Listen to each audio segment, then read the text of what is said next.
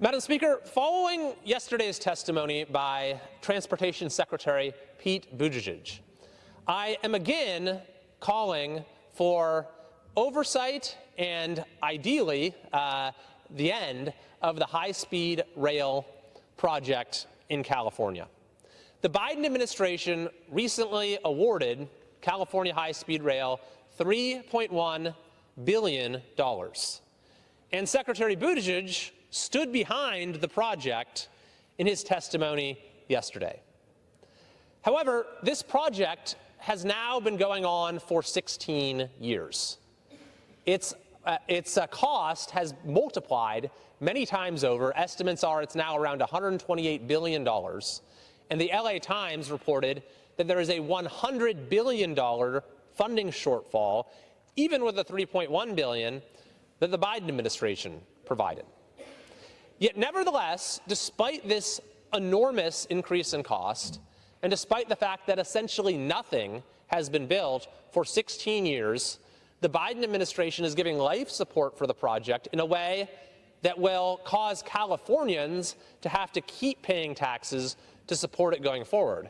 And a way as well that takes money away, funding away that could have gone towards maintaining our roads and providing the transportation services that California so desperately needs.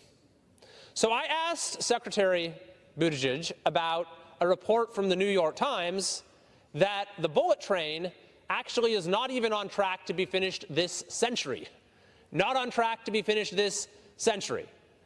And the Secretary disagreed with the New York Times. He said it will be finished this century. In fact, he said it will be finished by 2050, by mid-century, although he would not provide any further estimate, other than to say that it should be completed within the next 26 years. However, if you look at people who have been directly involved in the project, they say it's not going to be finished at all. Michael Tenenbaum, who was the first leader of the High-Speed Rail Authority, said this. He said, "I realized the system didn't work. I don't know how they can build it now." Dan Richard, who was also chairman of the High-Speed Rail Authority, in fact, the longest-serving chairman, says, "I don't think it is an existing project. It is a loser."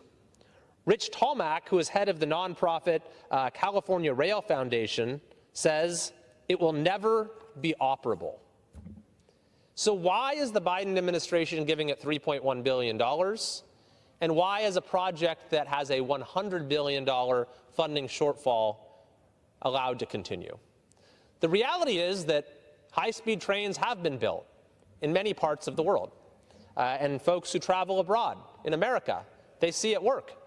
Indeed, one of the first operators of the High-Speed Rail Authority worked on it here in California for several years and then said, "We're out. Enough is enough." They left. They said it's too politically dysfunctional here. So they decided to go to North Africa, where they said it was less politically dysfunctional. And they indeed did bring a high-speed rail train online in Morocco in 2018. So this project has failed not because of the limits of the technology, or even necessarily because of a lack of demand. It has failed because of political failures. And at this point, our state would be much better served if we stopped throwing good money after bad.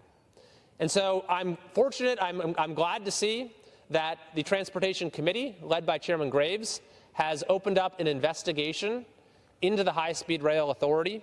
And I believe it is about time there was finally some accountability for what might be one of the biggest boondoggles in the history of the United States.